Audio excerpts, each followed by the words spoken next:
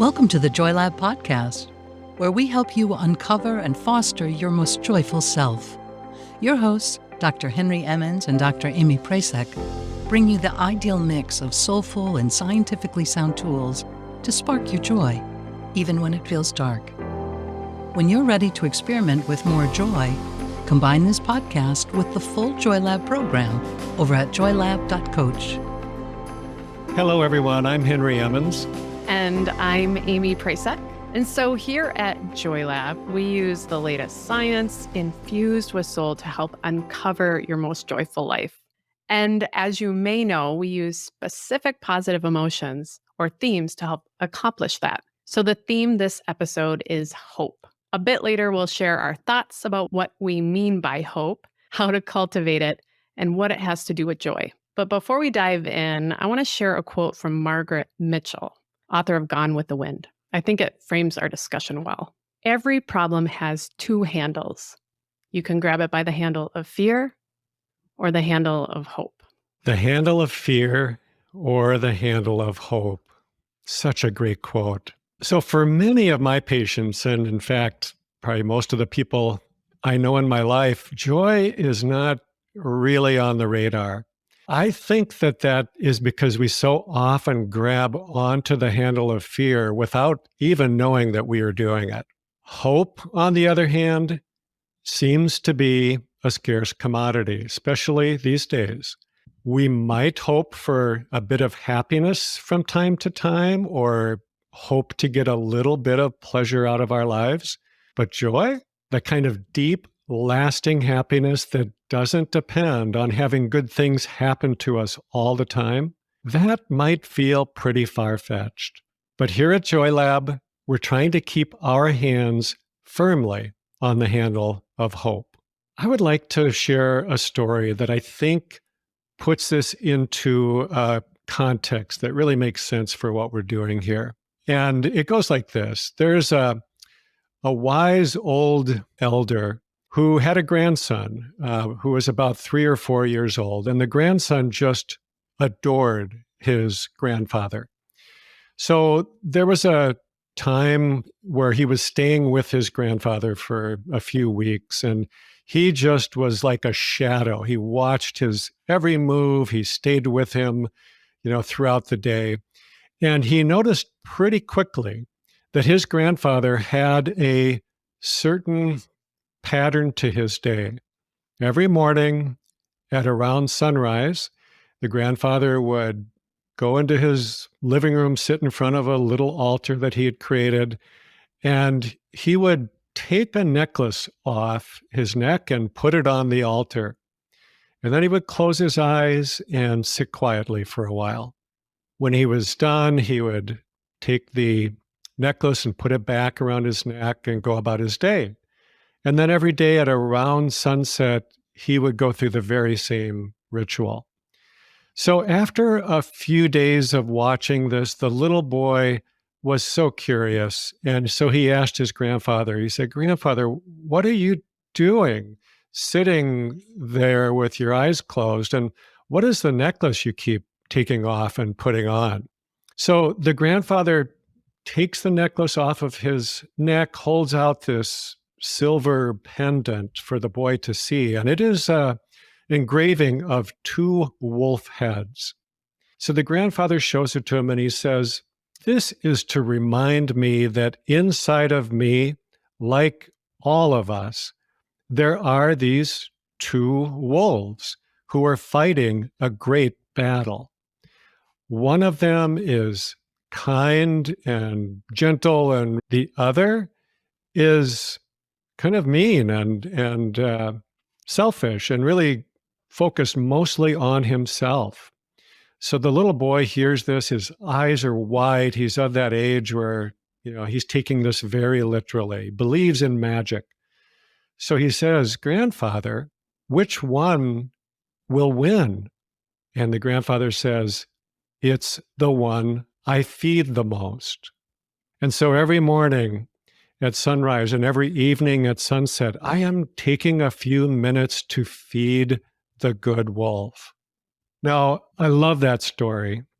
And to me, it is just very true, even though it's meant as a teaching story. But I want to bring up some neuroscience research that I think has a real direct bearing on this story. So this is research that came out of a really well-known, well-respected lab in Madison, Wisconsin, at the University of Wisconsin, Richard Davidson. And a few years ago, he took a group of Buddhist monks who had been practicing for their entire lives something called a compassion practice or compassion meditation. And he used some technology to measure brain activity in their prefrontal cortex. So it's been known for a few years now that the prefrontal cortex, which is right behind the forehead, it's divided into two areas, the left and the right prefrontal cortex. And a lot of experts will talk about the prefrontal cortex as being the part of the brain that makes us most human, that really distinguishes us from other species. It has a lot to do with personality, a lot to do with kind of our essence, what makes us most ourselves. And so we know that the left and the right sides of this part of the brain have totally different functions. When the left side is more active, we are in a state of greater openness. We feel more secure. We feel like we can put ourselves out into the world and do so safely. It's almost like it makes us more open and maybe more compassionate too. And when the other side, the right prefrontal cortex, is the more active of the two, it's almost the opposite. It's like we are in a state of contraction or kind of closing ourselves off. And oftentimes there's an element of feeling a little bit of hostility or a little bit of self-protection. So it's almost like our ego gets kind of kicked into gear. Now, it's important to remember, I think, that both of these things are important to us. We need them both. There are times we need to have that self-protection and closed ourselves off a bit from the world, but we don't want to live there. We don't want that to be the way things are. So back to this research, what they asked these monks to do is to look at a picture of a little child, an infant, who had been born with a genetic deformity. So they saw a picture of this child and they were instructed to fill their being with compassion for this suffering child. So simple instruction, measuring this on this fancy equipment. And within moments, this left prefrontal cortex just lighted up for these monks. So much so that the researchers at first thought that there must be something wrong with their equipment because they'd not seen anything like this before. So they stopped, they recalibrated, they did it again. Same thing happened over and over again with all kinds of different monks. But remember, these are people who had been practicing this for years, often decades. They were really, really good at it. So then the researchers took a group of other people, much like us, you and I, people who maybe they're good-hearted, maybe they're compassionate in their own way, but are not expert at this. And they gave them the same instructions and nothing really happened. The left and right prefrontal cortex were pretty much equal. But with just a little bit of practice, a little training, just a very few weeks of training in this compassion meditation practice, these regular folk were able to activate that part of their brain that is associated more with openness, compassion, caring for others. Now, why is that important? For our purposes here, it's important because it feels a lot better to be in that state than it does to be kind of shut down and self-protective. It feels a lot better. It's really what we're trying to cultivate here. So in a sense, I think in a very real sense, these two wolves that we were talking about are right there built into our brains. And again, remember, it's not as if really one is good and the other is bad. It has more to do with balance. So the problem is, for many of us, the balance is in the wrong direction. The bad wolf, so to speak, is the more active because it's being fed constantly. Listen to the news. Pay attention to what's going on in the world. We are feeding ourselves with fear, fearful thoughts, fearful images all the time without even knowing that we're doing so. And it becomes a problem when this part of our brain kind of gets locked into this position. It's like it's locked on, if you will. Locked in that on position. I've absolutely been feeling like this lately. Perhaps some others can relate. And I feel like 2020 and 2021 gave us a bad wolf buffet. And Henry, as you said, there's so much media coming at us daily, and much of it is fear-based. And also, it sort of seems like there's two language settings, I think, on most news stations and our social media feeds. It's like cynicism or pessimism. And now I'm gonna kind of set you up to counter me on this one, Henry, but it feels impossible to overcome sometimes. Like hope and joy just aren't accessible at certain times or for everyone. Right. I totally get that. So at Joy Lab, we have a hypothesis that joy is natural and it's accessible to everyone. Everyone. That includes me and it includes you. If that's true, then why doesn't it come to us more easily? What covers it up? What are the enemies of joy, so to speak? So before we can really grab it by the handle of hope, we have got to see the problem clearly. So here is my simplified understanding of why hope and joy are in such short supply these days. So I call these the enemies of joy.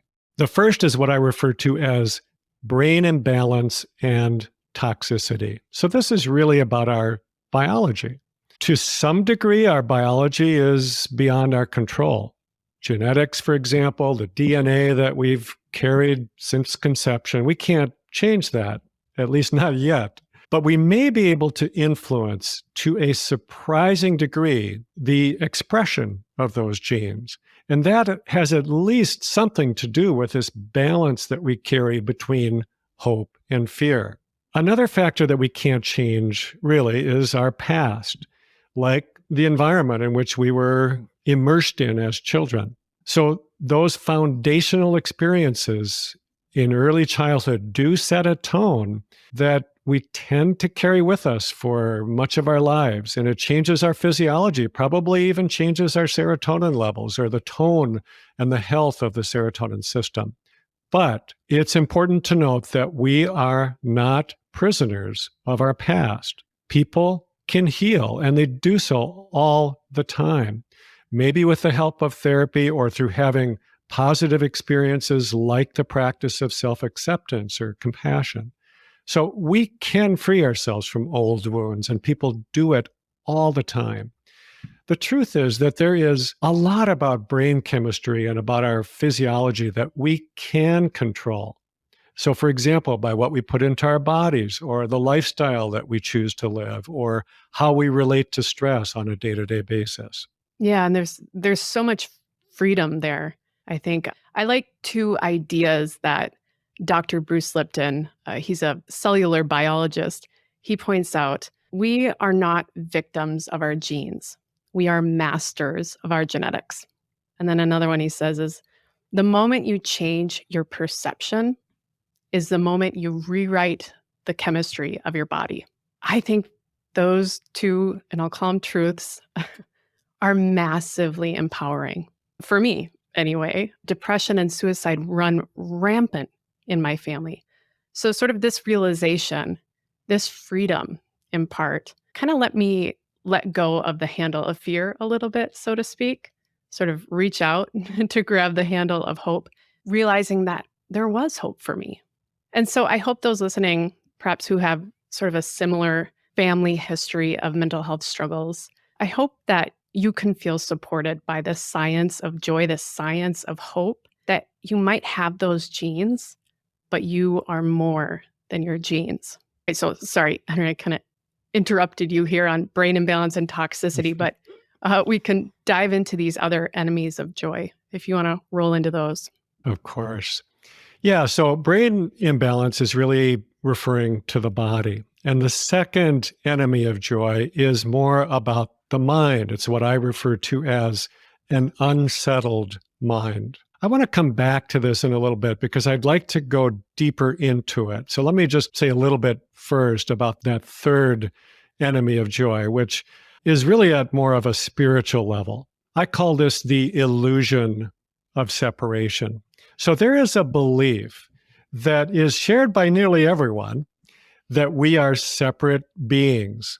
We're going through our lives essentially alone, reliant upon ourselves in order to survive. Now, as you look around you, this in fact seems to be true. We each have our individual bodies, our unique life circumstances, our private interior lives, and people really do struggle when they feel isolated. And we are happier, most of us, when we are not isolated. We need things like touch, appreciation, meaningful connection that we cannot just get when we're alone. There is a deeper level, however, where this is not true at all, that we're isolated from one another or that we're separate. All the major religions agree that this is nothing more than an illusion. It is an error of our minds. It's a hard error to let go of because it's so widely shared and reinforced throughout our lives. But that's why we keep coming back to this again and again throughout Joy Lab. So back to the unsettled mind, where we want to spend some more time today. I want to share with you a line from the very beginning of one of the oldest spiritual texts we know of. It's called the Dhammapada. It's a collection of sayings of the Buddha. So the opening lines are, "Mind is the forerunner of all things. Begin with mind." Buddhist psychology, as I understand it, has a very simple premise, and that is that the source of suffering is attachment. And what that means is that basically we want things to go a certain way, the way we want them to be. And when they are, we feel happy, at least momentarily. When they're not, we feel unhappy. We become attached to things being the way we want them to be, so much that our happiness, our very happiness, depends upon it, which is a pretty fragile way to live. I sort of think of grasping as like our white knuckle hold on dark shades that we pull around our entire system, right? So no light can come in through those grasping dark shades, no hope, no joy. We're totally closed off. So how can we pull those shades? How can we open up to hope? Right. So the way I think of it, hope is a lot more than just wishing for things to be different than they are. Hope is really believing that they will be, believing that change is possible. In fact, not just believing it, but knowing it in our bones. Hope is helped by remembering this, that change is not only possible, it is inevitable. Change is happening all the time to everything, including us. It might not seem that way because we're constantly reinforcing these beliefs that we have about ourselves, so much so that we've kind of created a fixed image or perception about ourselves. Now, we don't do this on purpose. Generally, we don't know we're doing this because most of us believe that everything happening in our minds is real. We forget that thoughts are just thoughts. They are not true with a capital T. Right. So then sort of the question here is, where do we start, right? How do we grab this problem by the handle of hope? And before you answer that, Henry, I want to sort of say, like, some of our Joy Lab experiments help us to see that we make these mental mistakes, and there's no good reason to punish ourselves for that. And we also don't have to root those thoughts out one by one. It's not like bad thought whack-a-mole. We just need to recognize them. We need to recognize when we're having them. Right. That is the key. And, I actually think it is pretty simple, but that does not mean that it's easy. Mm. But here's how we can how we can know when we are doing this, when we are kind of caught up or stuck in our thoughts.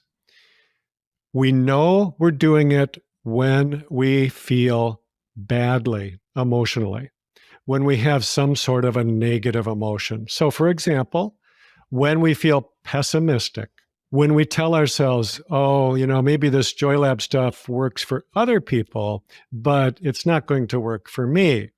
Well, a thought like that creates a particular unpleasant feeling.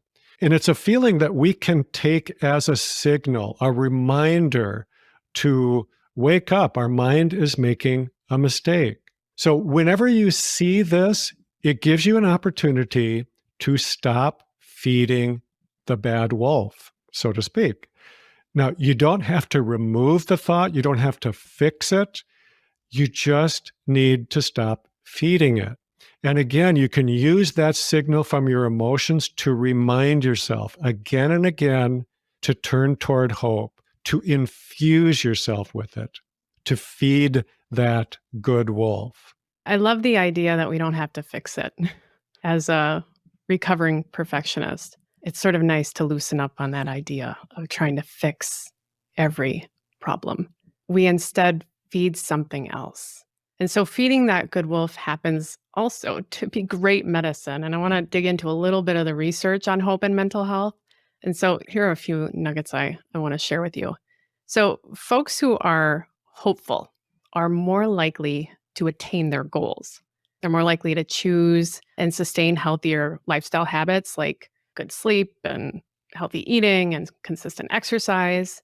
They're more likely to cope with and recover better from illness. Folks who are more hopeful are more likely to experience higher life satisfaction and also have a stronger sense of meaning and purpose.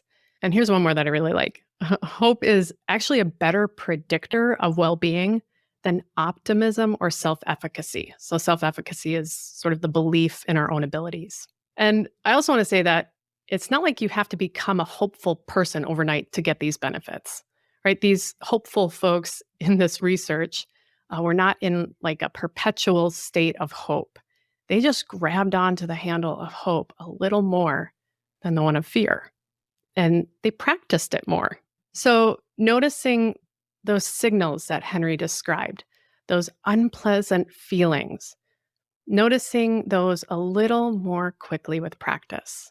And as we notice and as we practice a little more hope, we build that upward spiral that we talk about here, which is a theory that as we experiment with these positive emotions in our lives, momentum is generated. And it makes the noticing and the shifting a bit easier. It becomes easier to feed the good wolf. And so even when both wolves are coexisting in us, that momentum continues to build and support our joy until, as you often say, Henry, there is just less room for things like depression and anxiety to burrow their way in. It's great. So there is a poem by Rumi that I think is a nice way for us to end today because it sums up the human condition beautifully in just a few lines. Here it is. Half of any person is wrong and weak and off the path. Half, the other half, is dancing and swimming and flying in the invisible joy. Thank you for listening to the Joy Lab podcast. If you enjoyed today's show, visit joylab.coach to learn more about the full Joy Lab program. Be sure to rate and review us wherever you listen to your favorite podcasts. Please remember that this content is for informational and educational purposes only. It is not intended to provide medical advice and is not a replacement for advice and treatment from a medical professional. Please consult your doctor or other qualified health professional before beginning any diet change, supplement, or lifestyle program. Please see our terms for more information.